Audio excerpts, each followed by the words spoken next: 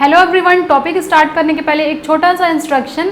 SSC JEE के लिए best books और टेस्ट सीरीज़ का लिंक मैंने डिस्क्रिप्शन में दे दिया है, प्लीज़ चेक इट। अब हम टॉपिक स्टार्ट करते हैं। दोस्तों, इस क्लास में हम बात करने वाले हैं वर्किंग प्रिंसिपल ऑफ ट्रांसफार्मर का। एक एक करके बात करेंगे वर्किंग प्रिंसिपल के बारे में, डिटेल डिस्कशन होगा ये। तो इस वीडियो को आप पूरा देखिए और किस तरीके का एमसीक्यूज क्वेश्चन आने वाला है एसएससी जेईई में वो मैं आपसे डिस्कस करने वाली हूँ। तो देखिए, पहला हम जो है वो वर्किंग प्रिंसिपल ट्रांसफार्मर का पढ़ते हैं। उससे पहले हम एक कोर बना लिए हैं। कोर देखिए, कोर का डिस्कशन हम इसका कंस्ट्रक्शन ऑलरेडी डिस्कस कर चुके हैं। अगर आप वो वीडियो नहीं देखे हैं तो उस वीडियो को देखिए एंड देन इस वीडियो को आप कंटिन्यू करिए। ये हो गया हमारा कोर, ये हो गया, इस कोर में हम बोलते हैं लिम्स। ये हो गया हमारा लिम्स एंड ये जो हॉरिजॉन्टल पोर्शन है उसको हम बोलते हैं योक। तो वाइंडिंग देखिए हमारा क्या है, लिम्स में जो है वाइंडिंग जो है किया गया है। अब फर्स्ट जो हमारा पॉइंट आता है ऑपरेशन ऑफ प्रिंसिपल से, तो देखिए हम क्या करते हैं, एसी से कनेक्ट करते हैं इस प्राइमरी वाइंडिंग को। यहाँ पर हो गया हमारा V1। So winding is connected to primary, first point.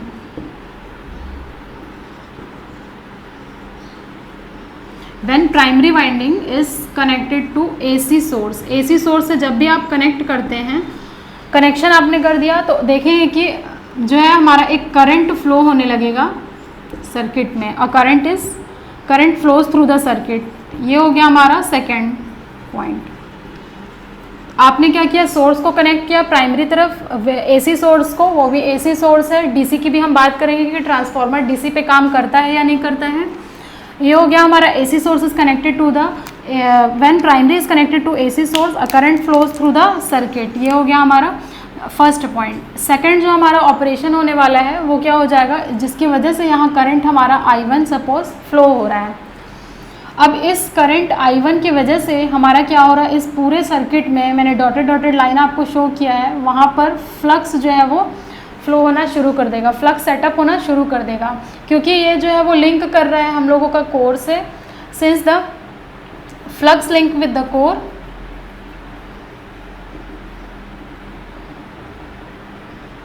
a flux will set up in the core। एक फ्लक्स जो है वो यहाँ पर क्या हो जाएगा, सेटअप हो जाएगा। किसकी वजह से, ये करंट की वजह से ये हमारा फ्लक्स सेटअप हो जाएगा। अब देखिए, ये जो फ्लक्स हमारा है, फ्लक्स लिंक कर रहा है बोथ प्राइमरी एंड सेकेंडरी। तो ये जो है फ्लक्स, इस फ्लक्स की वजह से हमारा क्या हो जाएगा, यहाँ पर कुछ करंट फ्लो होने लगेगा I2 एंड इसकी वजह से एक इंड्यूस्ड EMF क्रिएट हो जाएगा जिसको हम बोलेंगे E2। यहाँ पर हमारा क्या हो जाएगा, एक EMF इंड्यूस्ड हो जाएगा जिसको हम क्या बोल देते हैं, सेकेंडरी इंड्यूस्ड EMF। E2 को हम बोल देंगे सेकेंडरी इंड्यूस्ड EMF। यहाँ पर जो है वो इंड्यूस्ड हो जाएगा।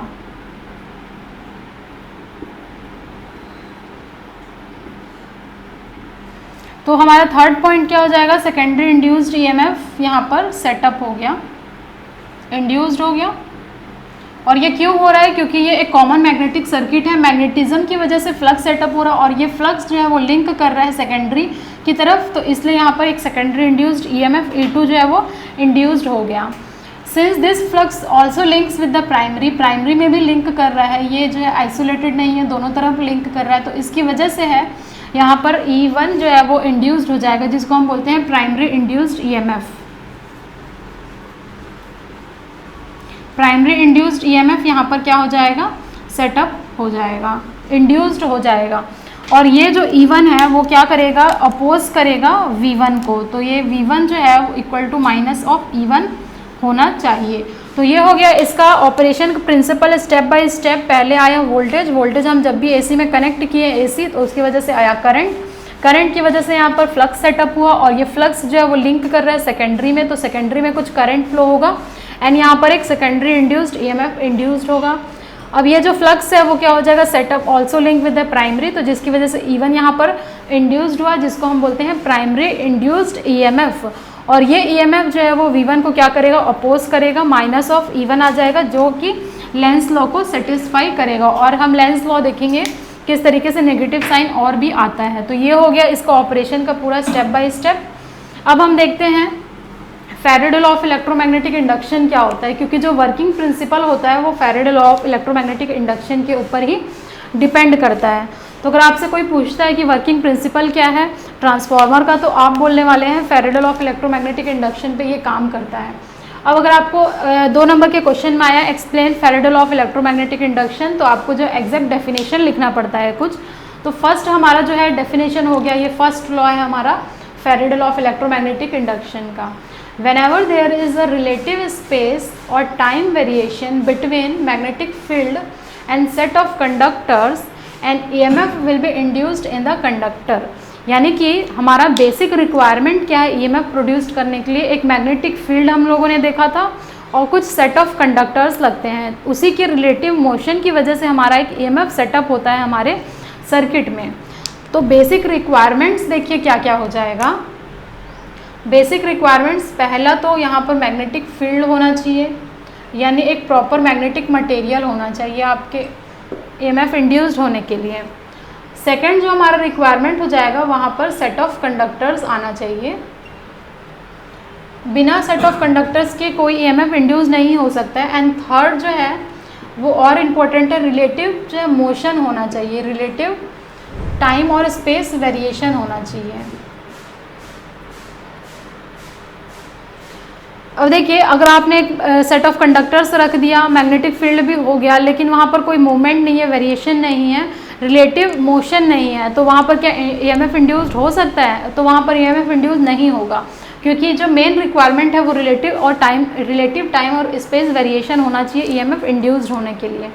तो ये हो गया हमारा Faraday first law of electromagnetic induction. Whenever there is a relative space और time variation between the set of conductors and magnetic field and EMF is induced in the conductors. And basic requirements हम देख लिए, 3 basic इसकी requirement है Faraday law of electromagnetic induction की। अब देखिए induced EMF तो हो गया इंड्यूस्ड, लेकिन वो कितने टाइप का हो जाएगा? देखिए statically induced EMF and dynamically induced EMF। तो 2 तरीके का जो है इंड्यूस्ड EMF होता है, स्टैटिकली एंड डायनेमिकली। आपको जो है अगर मेंस का आंसर लिख रहे हैं तो आपका डायरेक्ट क्वेश्चन आता है differentiate between statically induced EMF and dynamically induced EMF। तो इसमें आपको 5 से 6 पॉइंट लिखने होंगे। तो देखिए एक एक करके देखते हैं। स्टैटिकली इंड्यूस्ड EMF, अगर मैं ट्रांसफार्मर की बात करूं तो देखिए ट्रांसफार्मर ये एक स्टैटिक डिवाइस है, इसमें जो भी कंडक्टर्स होते हैं वो क्या होते हैं? स्टेशनरी होते हैं, जिसकी वजह से हमारा जो EMF इंड्यूस्ड होता है वो क्या हो जाता है? स्टैटिकली। तो ये हम पढ़ते हैं ट्रांसफार्मर के केस में। डेफिनेशन देख लेते हैं। देखिए डेफिनेशन बिल्कुल सिमिलर है, यही डेफिनेशन आपको यहाँ पर भी लिखना है, सिर्फ आपको लिखना क्या है? Stationary conductor. तो the EMF induced in a set of stationary conductor due to the relative time variation with respect to magnetic field। यानी कि आपका जो यहाँ पर पॉइंट रहेगा इम्पॉर्टेंट वो हो जाएगा सेट ऑफ स्टेशनरी कंडक्टर्स, यानी कि यहाँ पर कंडक्टर्स स्टेशनरी है और मैग्नेटिक फील्ड मूविंग है। And time variations, for example transformer, तो आप ट्रांसफार्मर का एग्जाम्पल दे सकते हैं क्योंकि transformer is a static machine. अगर हम बात कर लेंगे डायनेमिकली इंड्यूस्ड EMF की, जब आप DC जनरेटर वगैरह पढ़ रहे होंगे तब आपने देखा होगा कि वहाँ पर जो EMF इंड्यूस्ड होता है वो कैसा होता है? डायनेमिकली इंड्यूस्ड EMF, यानी कि वहाँ पर कंडक्टर्स मूविंग होते हैं, वहाँ पर कंडक्टर्स मूविंग होते हैं एंड स्टेशनरी मैग्नेटिक फील्ड होता है। तो the EMF induced in a set of conductors due to relative space variation with respect to steady magnetic field, यानी कि यहाँ पर मैग्नेटिक फील्ड स्टेशनरी होता है एंड कंडक्टर्स क्या होते हैं? मूविंग होते हैं। तो जो भी EMF इंड्यूस्ड होता है उस केस में हम बोल सकते हैं वो एक डायनेमिकली इंड्यूस्ड EMF है। For example DC generator. तो ये हो गया हमारा statically induced and dynamically induced, and कुछ रिक्वायरमेंट जो है उसको फुलफिल करना होता है EMF प्रोड्यूस करने के लिए। नेक्स्ट हम कुछ और डिटेल डिस्कशन देखेंगे स्टैटिकली इंड्यूस्ड EMF का, कि कैसे जो है हमारे ट्रांसफार्मर में स्टैटिकली इंड्यूस्ड EMF आता है। तो अब देख लेते हैं स्टैटिकली इंड्यूस्ड EMF का थोड़ा सा और डिस्कशन कर लेते हैं। तो ये आप स्क्रीनशॉट ले लीजिए और उसको अपने कॉपी में नोट करिए। अगर आप मेंस पेपर दे रहे हैं तो उसके लिए भी बहुत इंपॉर्टेंट हो जाएगा ये। और अगर आप ऑब्जेक्टिव सॉल्व करना चाहते हैं तो आपको क्वेश्चन आएगा डायरेक्टली कि स्टैटिकली इंड्यूस्ड EMF किस में जो है वो इंड्यूस्ड होता है। ऑप्शन दे देगा 4 आपको, DC generator, DC motor, transformer, induction motor.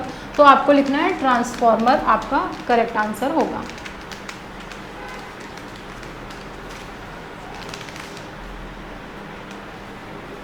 अब जो है आपको टॉपिक डालना है EMF equation statically induced EMF.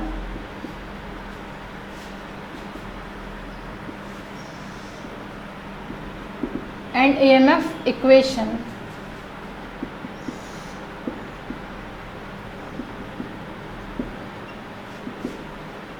कई बार आपको क्वेश्चन आ जाता है derive the EMF equation for transformer, तो आपको है इस तरीके से स्टेप बाय स्टेप जो है वो इक्वेशन को डिराइव करना पड़ेगा। तो स्टैटिकली इंड्यूस्ड ईएमएफ का डेफिनेशन हम लोगों ने देख लिया था। उसमें क्या होता है, सेट ऑफ कंडक्टर्स क्या होते हैं, स्टेशनरी होते हैं, set of stationary conductor and magnetic field उसमें क्या होता है, मूवेबल होता है। और हमारा एग्जाम्पल हो गया ट्रांसफार्मर। अब जो नेक्स्ट डिस्कशन है वो second law of Faraday second law. Second law of Faraday law क्या बोलता है कि जो भी मैग्नीट्यूड है स्टैटिकली इंड्यूस्ड ईएमएफ का, magnitude of statically induced EMF will be equal to, क्या होता है, equal to the rate of change of flux linkage, rate of change of flux linkage. अब देखिए आपको अगर कहीं इंटरव्यू आप देने जा रहे हैं तो आपको इंटरव्यू में पूछता है define the second law of Faraday law of electromagnetic induction, या फिर सिर्फ बोलेगा Faraday law of electromagnetic induction. तो कई स्टूडेंट सिर्फ एक फर्स्ट वाला जो मैंने डेफिनेशन लिखाया हुआ था उसको जो है वो डिस्कस करके छोड़ देते हैं। लेकिन अगर आपसे कोई पूछ रहा है तो आपको डिटेल डिस्कशन पता होना चाहिए, फर्स्ट लॉ क्या होता है, सेकंड लॉ क्या होता है, तभी आपका आंसर जो है वो कंप्लीट माना जाएगा। अब जो मैग्नीट्यूड क्या होता है, देखिए स्टैटिकली इंड्यूस्ड ईएमएफ का E1 is equal to NdΦ/dt, ये हो गया rate of change of flux linkage. ये हो गया हमारा क्या जो है इसका मैग्नीट्यूड हो गया। लेकिन इसके साथ एक नेगेटिव भी आता है हमारे इस इक्वेशन में, क्योंकि नेगेटिव आता है लेंस लॉ की वजह से, और ये जो है हमारा Ndφ/dt आता है Faraday law of electromagnetic induction की वजह से। तो ये जो इक्वेशन है आप इस इक्वेशन को बोलेंगे Faraday law plus Lenz law. और लेंस लॉ क्या होता है, लेंस लॉ वो होता है जो भी हम लोगों का कारण है उसको वो अपोज करेगा,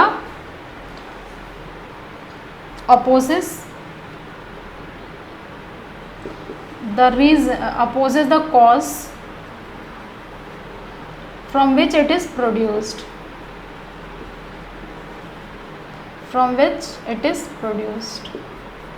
तो जिसकी वजह से वो प्रोड्यूस्ड हुआ है उसी को वो अपोज करेगा। तो E1 is equal to minus Ndφ/dt, and हम लोगों को पता है E1 is equal to minus of V1 भी होता है, क्योंकि हमारा V1 की वजह से E1 आ रहा है, तो E1 शुड अपोज V1। तो ये देखिए ये एक एक इक्वेशन जो है वो अच्छे तरीके से आप ध्यान में रखिए। नेक्स्ट जो है हम इक्वेशन को डिराइव करते हैं ईएमएफ इक्वेशन को। ईएमएफ इक्वेशन को डिराइव करने के लिए देखिए ये जो इक्वेशन है उसको हम लेकर के चलेंगे, तो आप इसको नोट करिए अच्छे से। E is equal to minus Ndφ/dt आपको MCQs क्वेश्चन में डायरेक्ट पूछता है कि ये किसका इफेक्ट है, तो आपको सिर्फ फैराडे लॉ नहीं बोलना है, Faraday law plus Lenz law जो है वो दोनों को ही आपको डिफाइन करना है। अब हो गया हमारा ईएमएफ इक्वेशन डिराइव कर लेते हैं। बहुत सिंपल सा इसका डेरिवेशन होता है।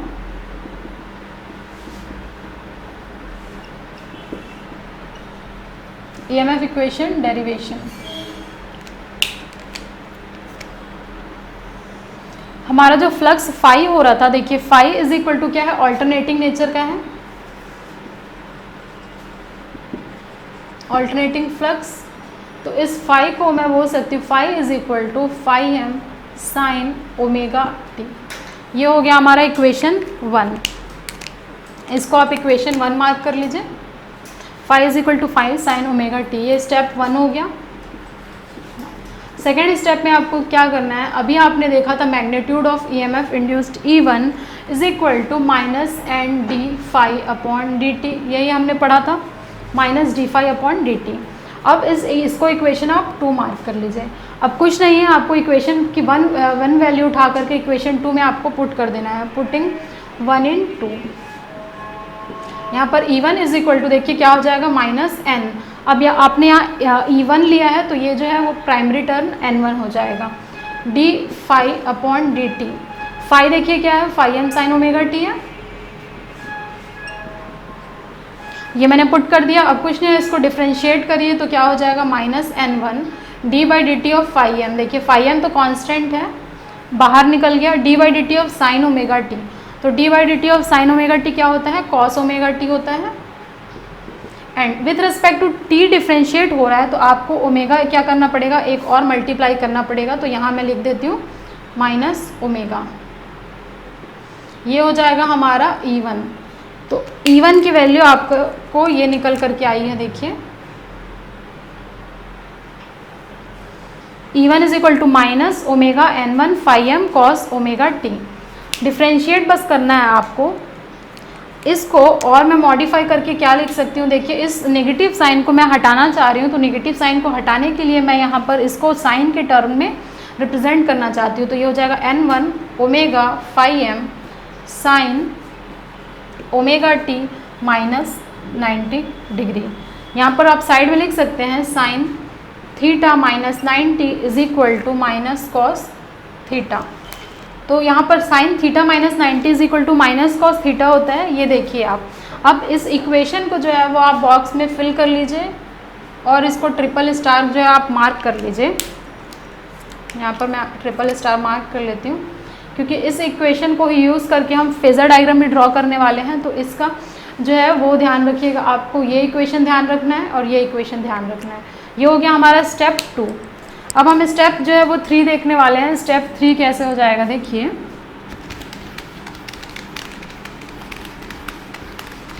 स्टेप जो इक्वेशन 1 है और इक्वेशन इसको हम 3 मार्क कर लेते हैं।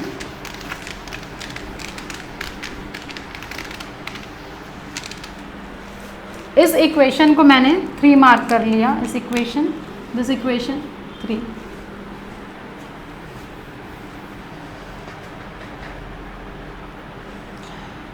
देखिए फ्रॉम इक्वेशन 3, इस इक्वेशन 3 को मैं और डिस्कशन कर लेती हूँ थोड़ा सा। तो इस इक्वेशन 3 में आप देख रहे हैं तो इस E1 की जो मैक्सिमम वैल्यू आएगी वो मैक्सिमम वैल्यू कब होगी, देखिए ये साइन मैंने लिखा हुआ है sign omega T minus 90 degree. अगर मैं साइन की मैक्सिमम वैल्यू बोलूँ तो साइन 90 पे ये क्या होता है, मैक्सिमम वैल्यू आता है, is equal to 1।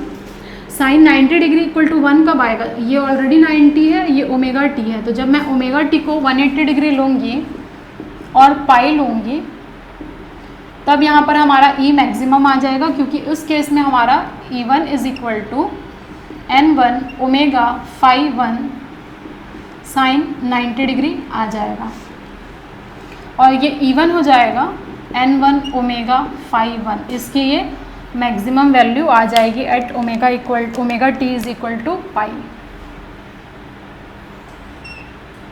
This is phi M. ये हो गया हमारा E1 का मैक्सिमम वैल्यू। हम लोगों को रिक्वायरमेंट होती है ERMS की, क्योंकि जब भी आप देखेंगे EMF वगैरह हमेशा RMS के टर्म में ही डिफाइंड होता है। तो ये E1 RMS is equal to E1 maximum by √2। ये तो सिंपल सा है क्योंकि हमारा क्या ऑल्टरनेटिंग नेचर का है। साइनोसॉइडल के लिए हमारा जो ERMS आता है वो हमेशा मैक्सिमम अपॉन √2 आ जाता है। अब कुछ नहीं है, इस मैक्सिमम वैल्यू को आप पुट कर दीजिए, यहाँ से यहाँ पुट कर दीजिए। तो ये हो जाएगा N1 omega phi M upon √2। ये हो गया हमारा RMS। अब आपको पता है हमारा जो, इसको आप स्टेप 4 लिख लीजिए, स्टेप बाय स्टेप करेंगे तो ज़्यादा आपको समझने में आसानी होगी।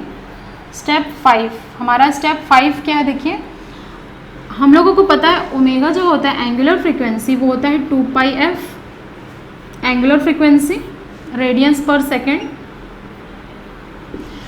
ये हो गया हमारा एंगुलर फ्रीक्वेंसी ओमेगा। इस ओमेगा को आप बस पुट कर दीजिए 2πf के टर्म में, तो हमारा E1 RMS कितना बनेगा, देखिए ये हो जाएगा N1 तो एज इट इज़ रहेगा, ओमेगा की जगह मैंने लिख दिया 2πf, phi M as it is रहेगा upon √2।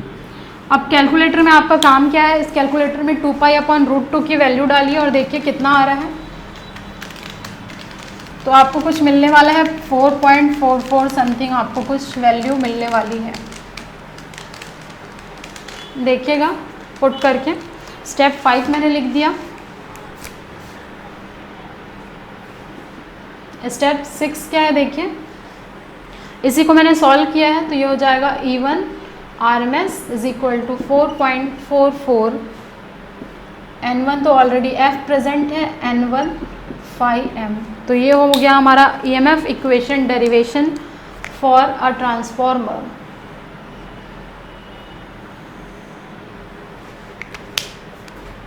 Where 4.44 is a constant, F is the frequency, एक एक टर्म को डिफाइन करना ज़रूरी होता है। F is the supply frequency,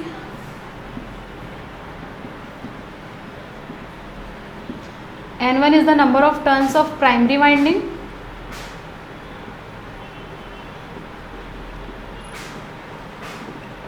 and phi m is the maximum value of flux, जो कि हमारा ऑल्टरनेटिंग का नेचर का है। ये हो जाएगा हमारा phi m। अब देखिए स्टेप 6 आपका क्या, 7th क्या हो जाएगा। स्टेप 7 ये हो जाएगा कि जब आप फाई पढ़ेंगे, phi m is equal to B into A। ये हमारा जब आप मैग्नेटिक सर्किट देखेंगे तो ये फॉर्मूला होता है phi is equal to B into A। अब इस इक्वेशन को आप 4th मार्क कर लीजिए और इसको आप 5 मार्क कर लीजिए। तो पुट 5 in 4। तो आपका आंसर आने वाला है E1 RMS is equal to 4.44 F into N1 B into A। ये एक और इक्वेशन आ गया हमारा EMF equation for a transformer. ये आ गया फाइनल इक्वेशन। और यहाँ हमारा जो आता है E1 is equal to minus of V1, ये भी हमारा एक इक्वेशन है, इसको भी आप ध्यान रखिएगा। नेक्स्ट जो है हम थोड़ा सा फेजर डायग्राम ड्रॉ कर लेते हैं और डिटेल डिस्कशन कर लेते हैं।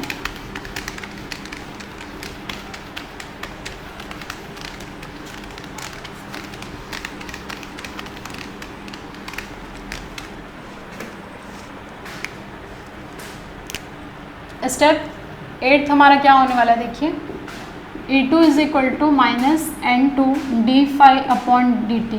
यही होता है हमारा E2, जो हमारा फ्लक्स की वजह से EMF इंड्यूस्ड हुआ था सेकेंडरी में, इसे हम सेकेंडरी इंड्यूस्ड EMF बोलते हैं। अब देखिए इक्वेशन बिल्कुल सेम है, माइनस N2 d∅/dt। फिर से अब जब आप पूरा सॉल्व करेंगे तो देखेंगे E2 की वैल्यू जो है वो आने वाली है 4.44 F N2 B into A। Same equation है, सिर्फ E2 जो है वो E1 से रिप्लेस हो गया है, N2 जो है वो N1 से रिप्लेस हो चुका है। तो देखिए ये जो है ये भी इम्पॉर्टेंट है बहुत।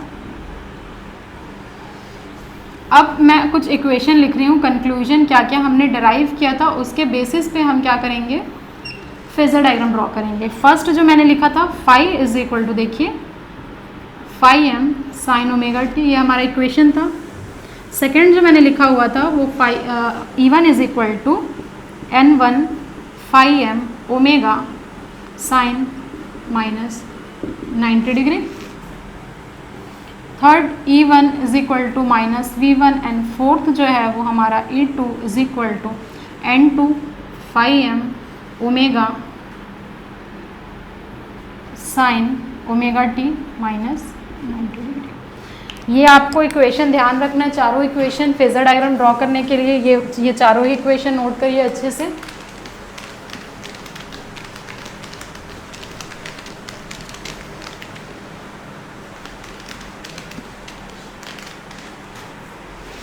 इस चारों इक्वेशन को देखते हुए एक फेजर डायग्राम ड्रॉ कर लेते हैं फटाफट। ये देखिए ये जो है हमारा स्टार्टिंग होता है फाई से, तो फाई को हम क्या यहाँ पर एक रेफरेंस ले रहे हैं फाई, जो कि हमारा phi is equal to phi m साइन ओमेगा t हमने लिया था। सेकंड देखिए E1, तो E1 क्या है हमारा sign omega t minus 90 degree. तो जब भी माइनस 90 डिग्री आता है यानी कि माइनस 90 डिग्री का कंसेप्ट होता है लैगिंग का। कहीं भी आपको अगर दिख गया माइनस 90 डिग्री मतलब लैगिंग, तो अगर यहाँ पर फाई आपने लिया है 90 डिग्री मूव करिए क्लॉकवाइज में, तो आपको कहीं यहाँ पर E1 जो है वो दिखेगा। क्लॉकवाइज रोटेशन आपको लेना है। यहाँ हमने ड्रॉ कर लिया E1, देखिए अब थर्ड इक्वेशन का आप यूज़ करिए, E1 is equal to minus of V1। अगर E1 यहाँ पर है, माइनस ऑफ V1 जो है इधर आ जाएगा, तो ये हो जाएगा हमारा 180 degree out of face. V1 यहाँ पर आया इक्वल टू माइनस E1। ये हो गया हमारा इक्वेशन, ये हो जाएगा 90 डिग्री, ये भी हो जाएगा हमारा 90 डिग्री। अब इस इक्वेशन और इस इक्वेशन को देखिए आप 2 और 3 को, तो देख रहे हैं कि N1 φ1 omega sine omega T minus 90 degree और ये भी ओमेगा टी माइनस 90 डिग्री, यानी कि दोनों एक ही फेस में है, E1 और E2। तो यहाँ पर जो है वो हमारा आ जाएगा E2। तो ये आपका हो जाएगा हमारा फेज़र डायग्राम, बिल्कुल सिंपल फेज़र डायग्राम है। कुछ जो है और डिस्कशन एक बार देख लेते हैं हम लोग, बेसिक जो है ऑपरेटिंग प्रिंसिपल। ये हो गया पूरा इसका वर्किंग प्रिंसिपल। अब हम जो देखने वाले हैं वो देखेंगे turns ratio and transformation ratio. तो ये जो है वो हमारा लास्ट छोटा सा एक टॉपिक है, ट्रांसफॉर्मेशन रेशियो एंड सब रेशियो। इसको आप ड्रॉ करिए।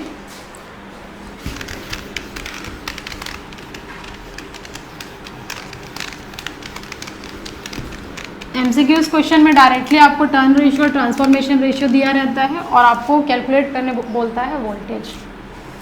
देखिए, तो हम लोग पहले क्वांटिटी क्या क्या देखे थे, हम लोग V1 देखे हैं, V2, E1, E2, phi, I1, I2, N1, N2, ये सारे क्वांटिटी हम लोगों ने देखा है ट्रांसफार्मर में।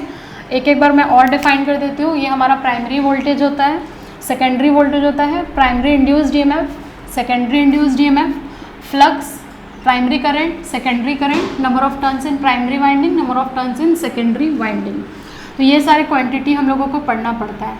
फर्स्ट टॉपिक डालिएगा turn ratio.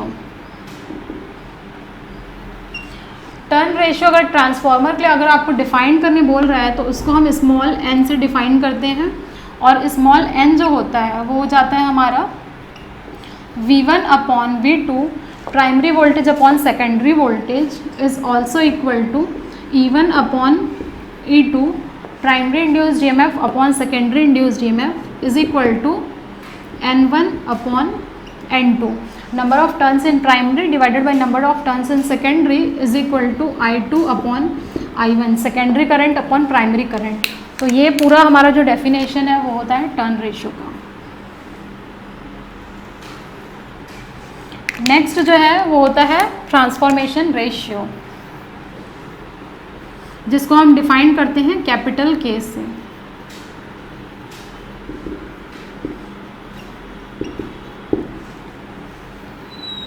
Capital K is the transformation ratio. Capital K को जो आप कैसे डिफाइन करेंगे, देखिए capital K is equal to, just जे ऑपोजिट कर दीजिए, V2 अपॉन V1 और E2 upon E1 is equal to N2 upon N1 is equal to I1 upon I2। तो ये हो गया हमारा transformation ratio of a transformer. Secondary by primary, secondary by primary, secondary by primary, जब current आप लिखने जा रहे हैं तो वो ये ऑपोजिट हो जाता है I1 अपॉन I2। ये हो गया हमारा transformation ratio and turn ratio. इससे ऑब्जर्वेशन क्या है कि turn ratio is equal to 1 upon transformation ratio. तो यहाँ मैं लिख सकती हूँ turn ratio is equal to 1 upon transformation ratio.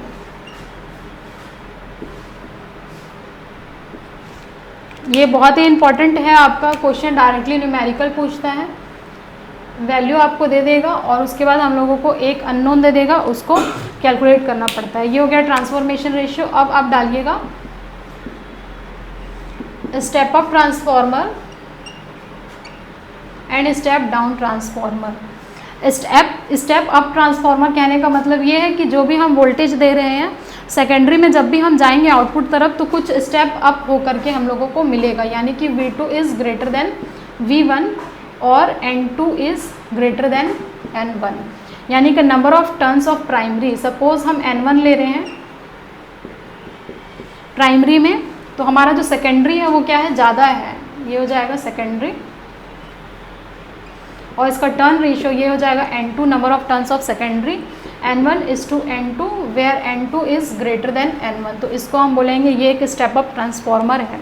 जो भी आप वोल्टेज दे रहे हैं, सपोज 11 kV दे रहे हैं यहाँ पर प्राइमरी में, तो आपको अगर यहाँ पर है कुछ बढ़कर ही मिलेगा, 11 kV से ग्रेटर मिलेगा, उसको हम बोलते हैं स्टेप अप ट्रांसफॉर्मर। सेकंड होता है हमारा step down transformer, just opposite होता है इसके। स्टेप अप ट्रांसफॉर्मर में N1 is less than N2 is less than N1। यहाँ पर जो भी आप दे रहे हैं प्राइमरी में N1 वाइंडिंग आपने कनेक्ट किया है, N2 में जो है वो नंबर ऑफ टर्न्स जो है वो कम होने वाला है।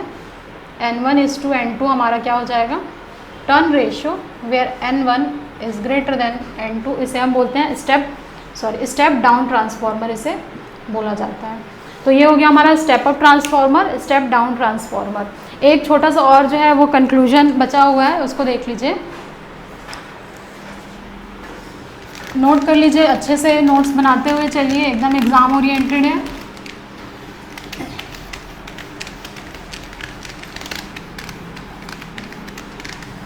नेक्स्ट एक और कंक्लूजन है, तो आप लिखिए यहाँ से ऑब्जर्वेशन आपका क्या रहा है। ऑब्जर्वेशन ये है कि जब आप इक्वेशन E1 लिखेंगे तो आप equation E1 is equal to 4.44 f N1 phi लिख रहे थे आप। E2 जो है वो कितना आ रहा था, secondary induced EMF 4.44 f N2 phi आ रहा था। तो इस दोनों ही इक्वेशन को आप क्या करिए, सॉल्व करिए और E1 अपॉन N1 की वैल्यू मुझे बताइए। तो ये कितना हो जाएगा, 4.44 f phi and E2 upon N2 is equal to 4.44 f phi. तो आप इस इक्वेशन को ऑब्जर्व करिए, देखिए E1 upon N1 and E2 upon N2 क्या आ रहा है, एग्जैक्टली 4.445 इंटू f आ रहा है। तो यहाँ पर मैं बोल सकती हूँ E1 upon N1 is equal to E2 upon N2, यानी कि EMF पर turn is always constant.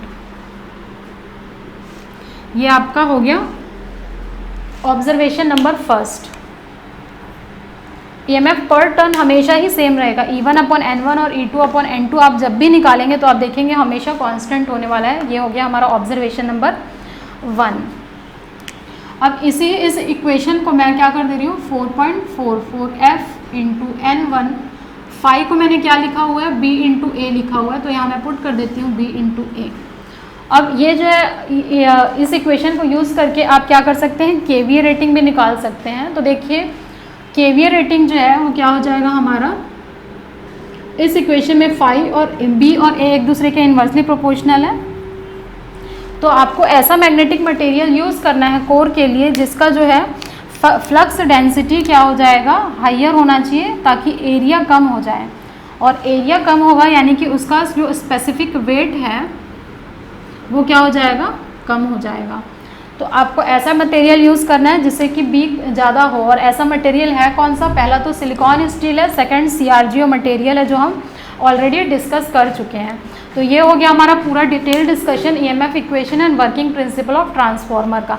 Next class में हम देखेंगे कि और कौन कौन से टॉपिक है, वोल्टेज रेगुलेशन, एफिशिएंसी, लॉसेस के बारे में हम डिटेल डिस्कशन करेंगे। Thank you everyone for watching this video till end. If you like this video, share with your friends and subscribe this channel. Don't forget to press the bell icon button to get further updates. और अगर आप हमारे Telegram channel से जुड़ना चाहते हैं तो उसका भी लिंक मैंने डिस्क्रिप्शन और फर्स्ट कमेंट में दे दिया है, please check it. SSC JEE के लिए बेस्ट बुक्स और टेस्ट सीरीज का भी लिंक मैंने डिस्क्रिप्शन में दे दिया है। Thank you very much, see you soon in the next video.